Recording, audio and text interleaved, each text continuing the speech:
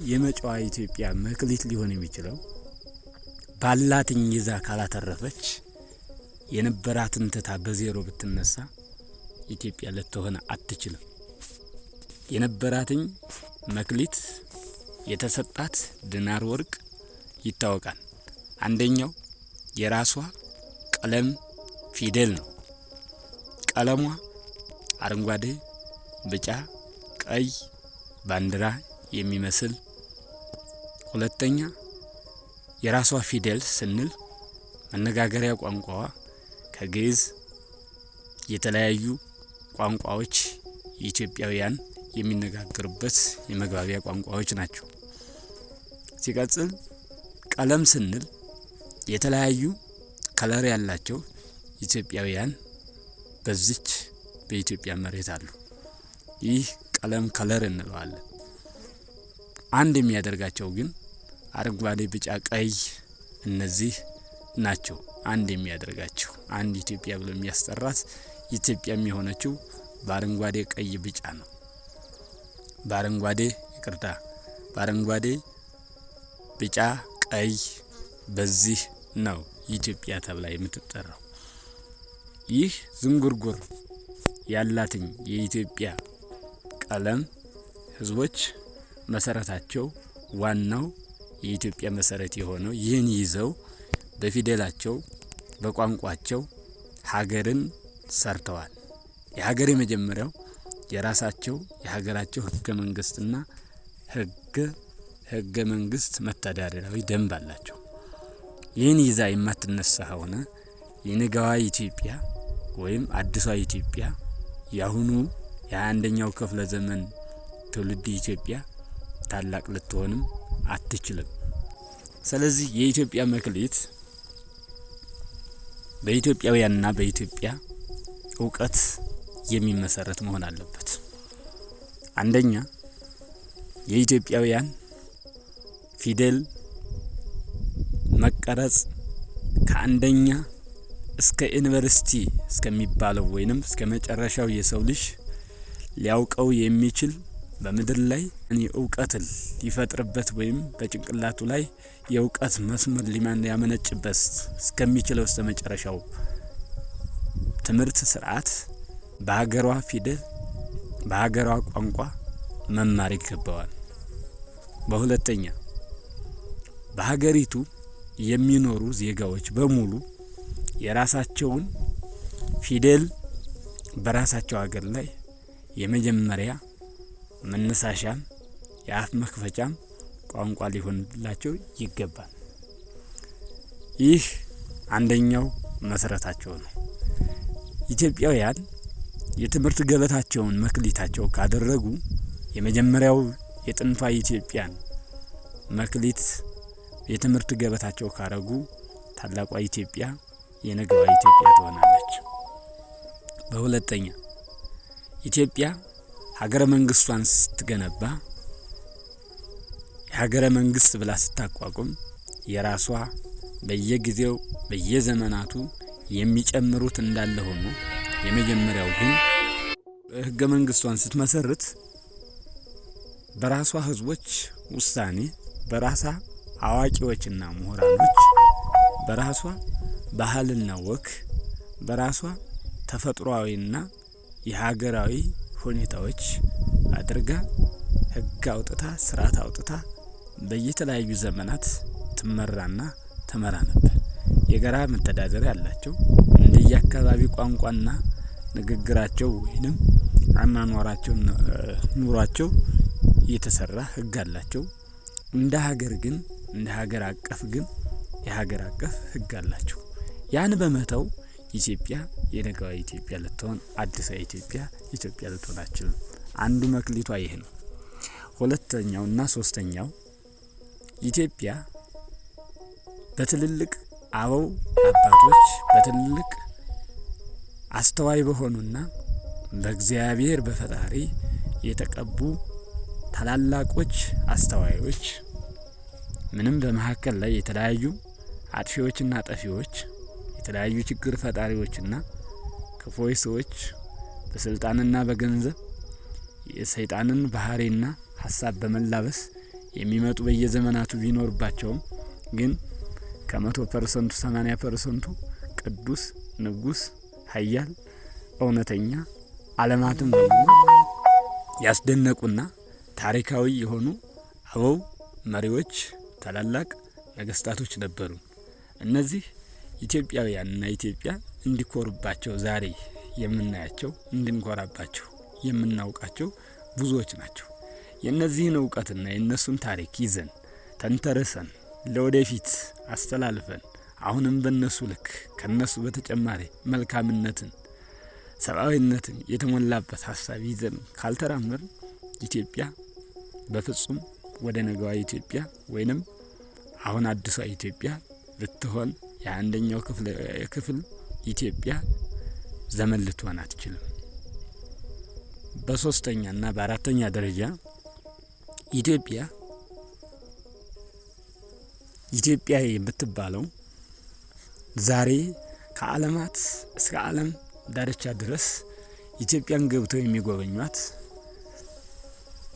ፈጽመው ገንዘብ ሊያገኙባት ወርቅ ሊወስዱባት ሳይሆን አባቶቻችን በወርቃማነት ዘመናቸው ወርቁን ገንብተው ወርቁን አንጸው በወርቅ የታነጸ ስራ ስለገነቡና ስለሰሩ ያንን ለማየት ወደ ኢትዮጵያውያን ሲገቡ ወደ ኢትዮጵያ ሲመጡ በኢትዮጵያውያን ልክ መቀበል ካልቻለች መኖር ካልቻለች በዚያ ልክ ወርቃማዋ ኢትዮጵያ የምትገነባበትን በራሷ ወግና ባህልና ስሪት ካልተሰራች በሌላው ዓለማት ልክ ሌላው ዓለማት ላይ ያለውን ቀደተን ብንሰራት ኢትዮጵያ ልትሆን አትችልም።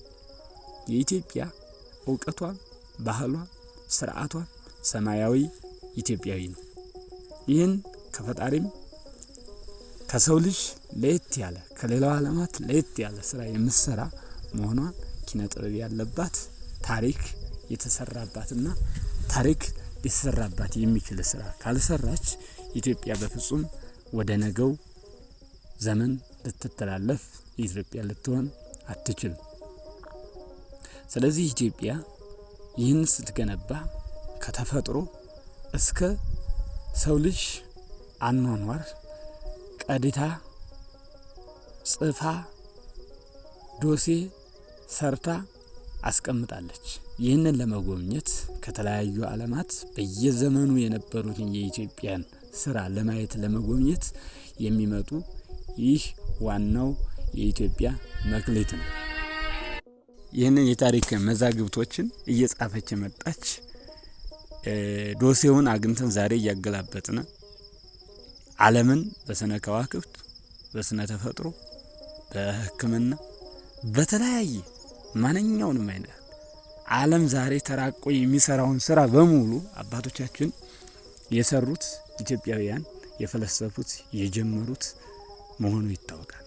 ግን ይህ ሁሉ ለሌላ ዓለም አሳልፎ ተሰጥቶ ትርክት ሆኖ ለኛ ተመልሶ በግልባጩ በሌላ ሲመጣልን ስራውን ሳንሰራበት ዶሴውን አገላብጠን ስራ እንዳንጀምርበት የራሳችን ሰው ጦር ሆኖብን ጦር ሆነን ያው ራሳችን የሰራን ያለበት ሁኔታ አለ። ስለዚህ ዛሬም ነገም ዛሬ ያለው የትናንቱን ዶሴ ትራስ አድርጎ ወርቅ አድርጎ በዚያ ምን ትራስ ሆኖ ያን መክሊት ይዞ ዶሴ ጽፎ በዶሴ ተከትሎ የማይሄድ ከሆነ መዛግብትን ብራና ዲጾ ቀለም በጥብጦ አባቶቻችን እንደሰሩት ዛሬ ደግሞ ባለው በዘመናዊ ጽሁፍ ጽፎ አባቶቻችን በብራና ጽፈው በድንጋይ ጠርበው ለብዘው ሰርተውታል።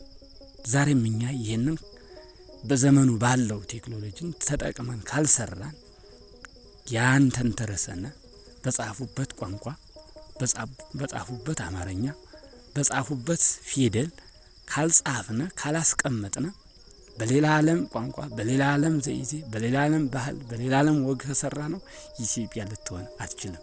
አራተኛውና ዋነኛው መክሊት ይህ ነው። የኢትዮጵያ መክሊት የነገዋ ኢትዮጵያ መክሊት ይህ ሊሆን ይገባንም። ይህንን ካላረግንም የነገዋ ኢትዮጵያ ፈራሿ ኢትዮጵያ ትሆናለች። አዲሷም ዘመናዊ ኢትዮጵያ ልትሆን አትችልም።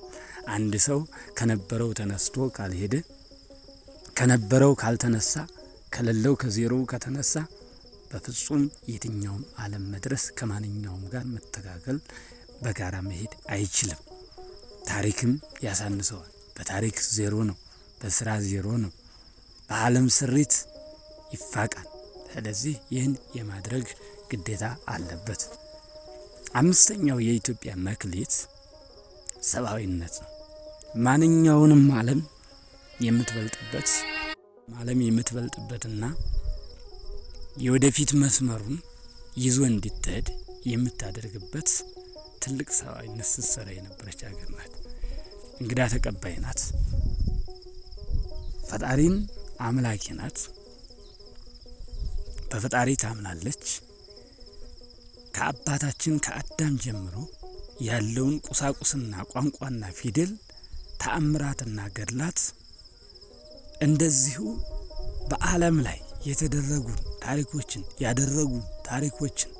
ያደረጉ ታሪካውያን ሰዎችን በሙሉ ጽፋ ያስቀመጠች ባለ ታሪክ ሰብአዊነት ያላት የሚሰማት ተቀባይ የሆነች ሀገር ነች። በታሪክም ተቀባይ ናት። ሰው እንግዳ ሆኖ የትኛውም ዓለም ተሰዶ የሚመጣባት ተቀብላ በንጉስነትም በመንግስትም በስርዓትም በፊደልም በማስተማርም የተሳተፈች ሀገር ነች። ተጠቃሚ ናች። የሌላውን ሀገር ፍልስፍና የሌላውን ሀገር ጠበብተኛዎችና ጥበበኛዎችን ተቀብላ ኢትዮጵያን ስትሰራ የነበረች ሀገረ ኢትዮጵያ ናት።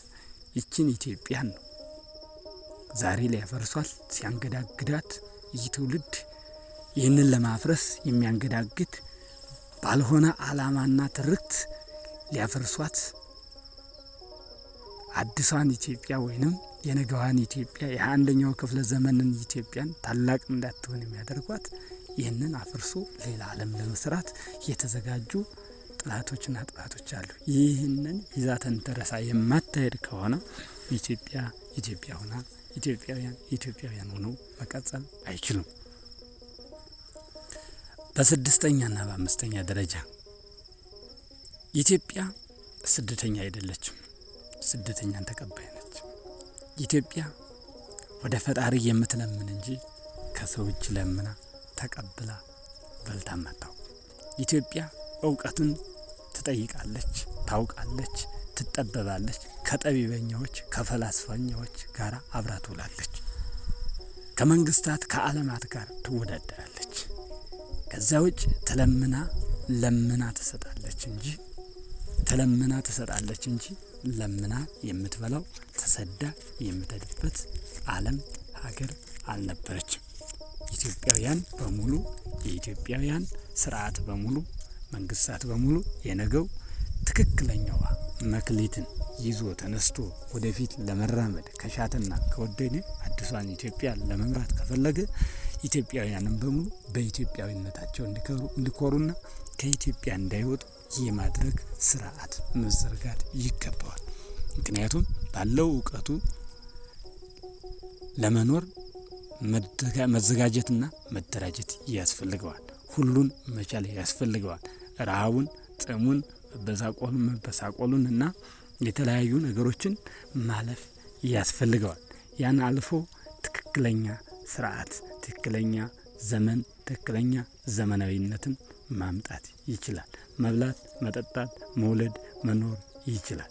ይህንን የሚያደርገው በኢትዮጵያ ምድር ላይ መኖር ሲችል ነው የኢትዮጵያ ዜጋ። ያ ካልሆነ ስደተኛ ከሆነ የተማረው ከተሰደደ ባለው በገንዘቡ ሌላ ዓለም ላይ ሄዶ ለማትረፍ ከተሰደደ በሀገሩ ላይ ከሌላ ሀገራት ያሉትን አምጥቶ ለማትረፍ ካልሻትና ካልወደደ አገሪቱ አገር ልትሆን መሰረት ልትሆን አትችልም። የኢትዮጵያውያን በሙሉ ዛሬ እንደምናየው ከሆነ በተለያዩ ዓለማት ገብተው ደማቸውን፣ አጥንታቸውን፣ ላበታቸውን እየከሰከሱ እያፈሰሱ እየወደቁ የቀሩ ብዙዎች ናቸው። በየትኛውም ዓለም በየትኛውም ሀገራት ብንሄድ ኢትዮጵያውያን ያልወደቁበት ያልሄዱበት ሀገር የለም። ሙሉ ኢትዮጵያውያን ተሰዳጅ ሆነዋል። ኢትዮጵያውያን ከስደት ማስወጣት ያስፈልገናል። ኢትዮጵያውያንን ከስደት ማስቀረት ያስፈልገናል። በኢትዮጵያውያን እውቀት ኢትዮጵያውያንን መመገብ ያስፈልጋል። ኢትዮጵያ ትልቅ የምትሆነው ይህንን ስታስቀር ብቻ ነው። ይህን ካረገች ዳግም ረጅ፣ ዳግም ታላቅ፣ ዳግም የሰው ሁሉ ሰው ትሆናለች። ይህን ለማድረግ የተዘጋጀ ስርዓት መዘርጋት ያስፈልገዋል። ይህ አንዱ መክሊታችን፣ አንዱ የኢትዮጵያውያን መክሊት ነው። ጥሩ ነገር ለማምጣትና ለኢትዮጵያውያን ለማትረፍ ኢትዮጵያውያንን ታላቅ ለማድረግ ከየትኛውም ዓለም ላይ ግንኙነት ለማድረግ እንጂ የትኛውም ዓለም ላይ በስደት የሄደች ኢትዮጵያ አልነበረችም። ኢትዮጵያውያን ተሰደው ከዚህ ዓለም አገኘናቸው ከዚህ ወርቀው ነበር የሚባል የለም። መንግስት ለመስራት ህግ ለመዘርጋት የተለያዩ ገንዘቧን፣ ወርቋን፣ ንብረቷን ከየትኛውም ዓለም ላይ ገበያ ለማዋል በየትኛውም ዓለም ላይ አገሪቱን ለማስተዋወቅ በገበያ ደረጃ ለመሄድ ካልሆነ በቀር በአባቶቻችን ዘመን ተሰደውም አሳደውም አያውቁም። ስለዚህ ኢትዮጵያውያንና ኢትዮጵያ በአንድ ላይ በመኖር በኢትዮጵያ ላይ መወሰን በኢትዮጵያ ላይ መኖር ይገባቸዋል። ይህን ካረግነ ታላቋ ኢትዮጵያ ትመሰረታለች። ዋናው ትልቁ መሰረቷ የኢትዮጵያ መክሊት የጥንታውያን ስርዓትን ስትዘረጋ በጥንቱ ስርዓቷ ደንብ ልክ መሰረት አድርጋ ያለውን ያድሱን የዘመኑን እውቀትና ጥበብና ኃይል ጨምራ ስትዘምን ታላቅ ኢትዮጵያ ትሆናለች። ዛሬ ያለችውና ያለነው ኢትዮጵያውያን የትናንቶቹን የአባቶቻችንን ታሪክ ትናንት በቅዱስ በንጉስ ስትመራ የነበረችው በክብር ስትኖር የነበረችው የቋንቋ ልዩነት የሃይማኖት ልዩነት ባልተሰበከበትና ባልኖርበት ዘመን ትርክት ባልተዘራበት ዘመን አባቶቻችን ሲኖሩ የነበሩት ከ1 እስከ 6 የጠራነውን ስርዓት ዘርግተው ስለኖሩ ነው። ግን ዛሬ ያለው ትውልድ ዛሬ ያለው መሪና ወንበር ጠባቂዎችና አስጠባቂዎች ለህዝብ እናገለግላለን ብለው ወጥተው ወርደን እናገለግላለን የሚሉ መሪዎች ግን የትናንቶችን በመሳደብ የትናንቶቹን በማዋረድ የትናንቱን ታሪክ በመሰረዝ የትናንቱን ታሪክ በማስወገድ የሚሰሩ ሰዎች ሆነዋል። ይህ መክሊትን ባለመያዝ መክሊቱ ከተሰጠው በመጽሐፍ ቅዱስ በተቀመጠው መሰረት መክሊት ማለት አትራፊ ማለት ነው። ሊያተርፍ የተሰጠውን እንደቀበረው ሰው ነው። የትናንቱን መክሊታችንን ቀብረን በአዲስ ወይንም በለለን ልንሄድ አንችልም። ስለዚህ አንዱንም የምናጣ እንሆናለን። ሁሉንም የምናጣ መሆናችንን ማወቅ መረዳት ያስፈልገናል። ዛሬ ያላችሁት መሪዎች፣ አዋቂዎች፣ ወታደሮች፣ አባቶች፣ ሃይማኖተኛዎች በሙሉ ማስተዋል መገንዘብ ያስፈልገናል። ዋናው መክሊታችን ከተሰጠው አንዱ ታሪካችን የትናንቱ ነው። መክሊትን ልንጠቀምበት ይገባል። የኢትዮጵያ መክሊት ይህን ይመስላል። መክሊትን ለመጠቀም ፈጣሪ እንዲፈቅድልን የትናንቶቹን አባቶቻችንን ታሪክ ተንተረሰን ለወደፊት ለመጓዝና ለመኖር ፈጣሪ ይፍቀድልን። ከውሸት ትርክት ከውሸት ዓለም እንድንወጣ ፈጣሪ ይፍቀድልን። የኢትዮጵያን ብርሃን ትንሣኤ ያሳየን። ሁላችንንም የሰማያዊ አምላክ ፈጣሪ ይባርከን።